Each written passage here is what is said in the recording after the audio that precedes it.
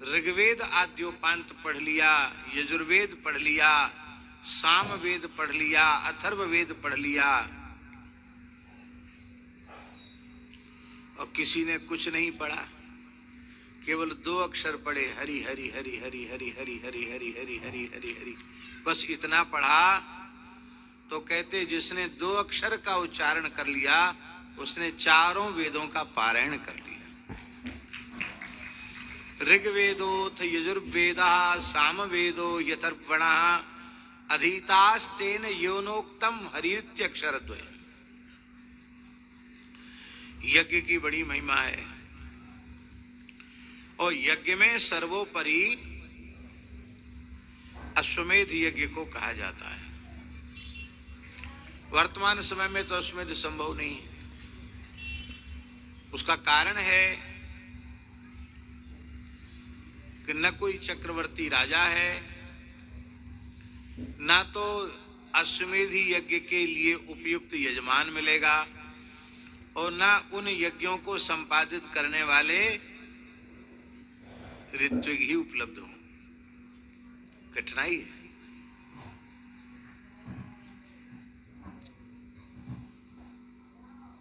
कलिवर्ज प्रकरण में है, कलिकाल में संभव नहीं है। जयपुर के संस्थापक राजा के बारे में सुना है आपने? हरिवल्लभ जी, जयपुर की स्थापना महाराजा जयसिंह ने की और मूल राज्य तो आमेर था। आमेर के ही वे राजा थे। बाद में उन्होंने जयपुर की स्थापना की। बड़े धर्मात्मा थे जयसिंह।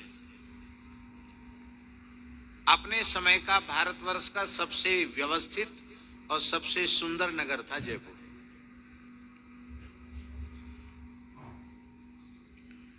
आज भी बाहर के लोग उसको पिंक सिटी बोलते हैं, गुलाबी शहर। तो राजा जयसिंह के मन में विचार हुआ कि हम अश्वमेध करें। पूरे देश के ब्राह्मणों को, पूर्व पश्चिम उत्तर दक्षिण, काशी, उधर महाराष्ट्र, दक्षिण भारत, मध्य भारत, सब जगह से ब्राह्मणों को बुलाया, विद्वानों को। बोला महाराज हम अश्वमेध करना चाहते हैं। आज के होते हमारे जैसे तो कह देते भैया मोटा जजमान चेत रहा है, कुछ नहीं, ये थोड़ी जानता क्या होता अश्वमेध। ठीक है, कुछ ना कुछ करा लेना चाहिए, मोटी दक्षिणा ले लेनी चाहिए। लेकिन उस काल के ब्राह्मण थे, उन्होंने बड़ी विनम्रता पूर्वक कहा राजन, आपकी भावना का हम आदर करते हैं, किंतु अश्वमेध यज्ञ के यजमान बनने की पात्रता आप में नहीं है, और हम लोगों में भी कराने की पात्रता नहीं है। आप में करने की नहीं, हमारे में कराने की नहीं। तो करने को तो कुछ भी कर दिया जाएगा, लेकिन वो ठीक नहीं है। फिर भी हम आपकी भावना का आदर करते हैं। अश्वमेध यज्ञ में जिस विधि से गणपति पूजन होता है, उस विधि से हम आपकी गणपति प्रतिष्ठा और पूजन कराएंगे। जयपुर में मोती डूंगरी के गणेश जी का दर्शन किया है। उन्हीं गणेश जी को अश्वमेध की विधि से प्रतिष्ठित किया गया और उनका पूजन किया गया। जब जयपुर नगर की स्थापना हुई, उसका उद्घाटन हुआ, उसका वास्तु हुआ, ऐसा समझो, तो मोती डूंगरी के गणेश जी को स्थापित किया गया। और उस जमाने में उन गणेश जी की स्थापना में राजा के खजाने से 1.25 लाख स्वर्ण मुद्राएं खर्च हुई थी। कितनी? 1.25 लाख। और जमाना कितना सस्ता था।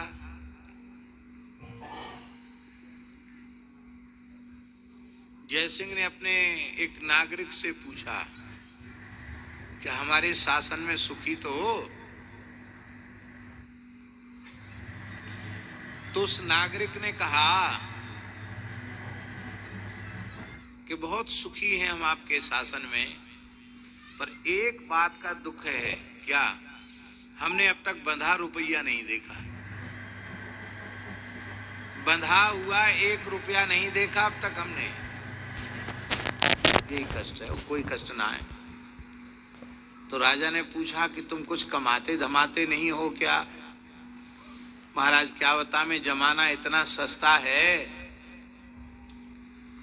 कि वह बोला व्यक्ति गदहा बेचा, गदहिया बेची, सिर पर धरी गठरिया, जय सिंह तेरे राज्य में तऊ न बंधो रुपया। मेरे गधे पर जितना सामान था बेच दिया मैंने, गधी की पीठ पर जितना सामान था वो भी बेच दिया, सिर पर पोटली रख रखी थी वो भी बेच दी, सारा माल हमारा बिक गया, 1 रुपया नहीं हुआ। इतना सस्ता जमाना था। तो अब विचार करो, उस जमाने का 1.25 लाख और इस समय का कितना हुआ? उस सस्ते जमाने से इस जमाने की तुलना करो, कितना हुआ?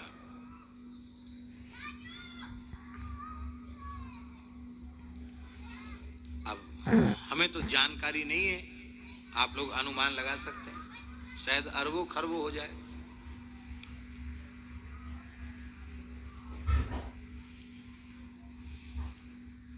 गणेश पूजन के बाद जय सिंह ने कहा, महाराज समझ गया, हम नहीं करा सकते। क्यों?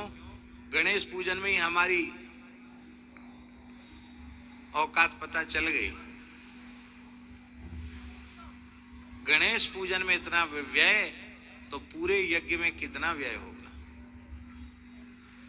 आपको जानकारी है, पांडवों के राजसूय यज्ञ के लिए भगवान ने दक्षिणा खोद के मंगवाई। महाभारत में प्रसंग है।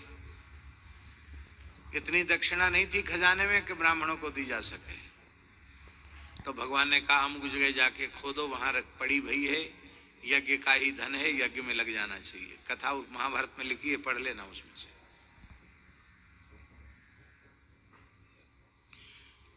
अश्वमेध इतना कठिन है,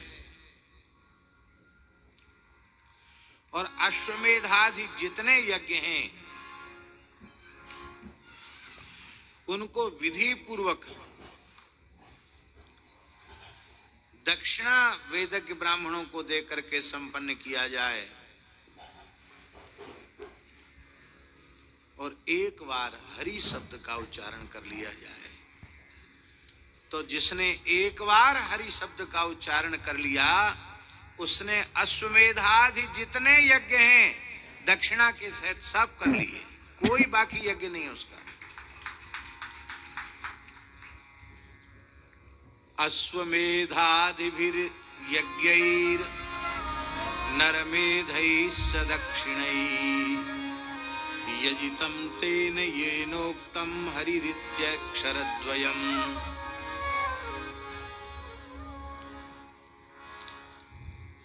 महाराज जी, डीग वाले बाबा, यहाँ लिखा है कि एक ऐसी अवस्था हम सबके जीवन में आएगी कि उस अवस्था में किसी तरह की कोई दवाई काम नहीं करेगा। हम सबकी आने वाली है, आएगी जरूर, कोई बच नहीं सकता उससे।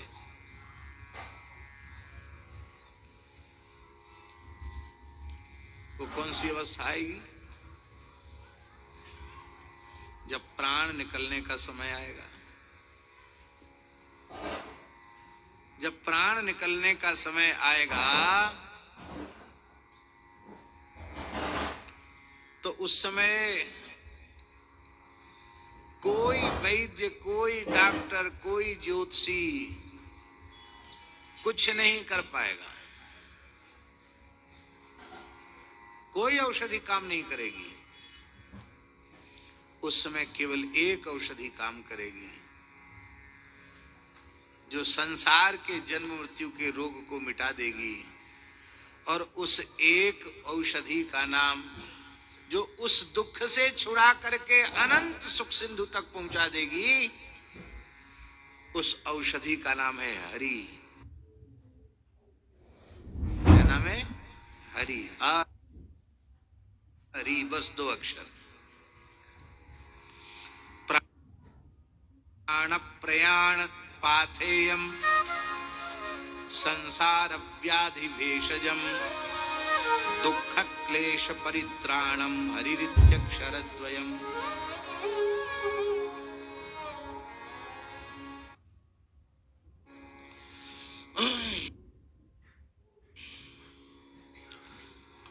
तो बोले किसको जपना चाहिए? जनेऊ पहनने वाले को जपना चाहिए कि जो जनेऊ नहीं पहनता उसको जपना चाहिए? स्त्री को जपना चाहिए कि पुरुष को जपना चाहिए?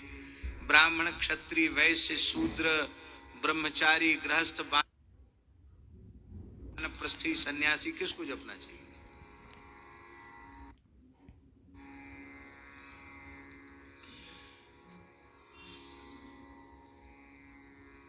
यही तो विशेषता है। ब्राह्मणा क्षत्रिया वैश्या स्त्रियः शूद्रान्त्यजातयः यत्र तत्रानुकुर्वन्ति विष्णोर्नामानुकीर्तनम् सर्व पाप विनिर्मुक्तास्तेऽपि यान्ति परां गतिम् तेऽपि यान्ति सनातनम्। ब्राह्मण हो, क्षत्रिय हो, वैश्य हो, शूद्र हो, अंत्यज हो, म्लेच्छ हो,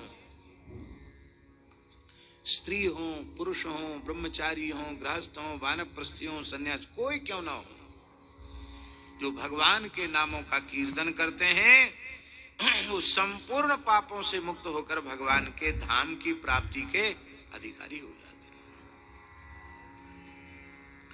कैसी महिमा है नाम की! न तो देश का नियम है, न काल का नियम है, न शौच अशौच का नियम है कि पवित्र अवस्था है कि अपवित्र अवस्था है। सूतक पातक का भी निषेध नहीं है कि भाई जातक सूतक लगा है तो कीर्तन मत करो, मृतक सूतक लग गया तो कीर्तन मत करो। कोई सूतक नहीं, कोई विधि निषेध का बंधन नहीं। बस केवल राम राम करो, राम राम करो, हरि हरि करो, कृष्ण कृष्ण करो, आप संसार चक्र से छूट जाएंगे।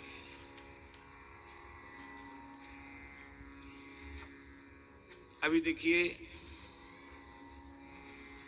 मूल में तो श्री राधा रानी की कृपा, गिरिराज जी की कृपा, और श्री ठाकुर जी, श्री जी ने, गिरिराज जी ने प्रेरित किया पंडित श्री किशोरी लाल जी को, और किशोरी लाल जी ने अपने मन की बात हरिवल्लभ से कही। आदेश दियो कि कथा सुनना तो वो आज फलित हो रही है। और वह जो वाक्य है वह प्रेरणा बना, और जर्मन में रहने वाले प्रवासी लोग जो जर्मन की धरती पर रह करके भी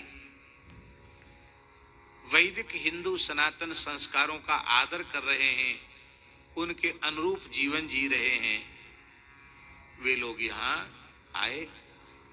ब्रजवासियों की, ब्राह्मणों की, संतों की सेवा का सौभाग्य उन्हें मिल रहा है।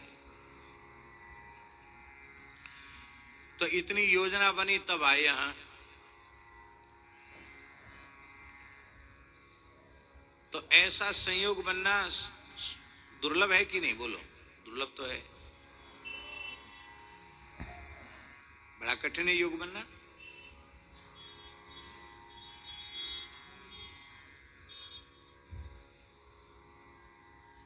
इस प्रकार का अनुकूल अवसर आवे, इसमें दुर्लभता है।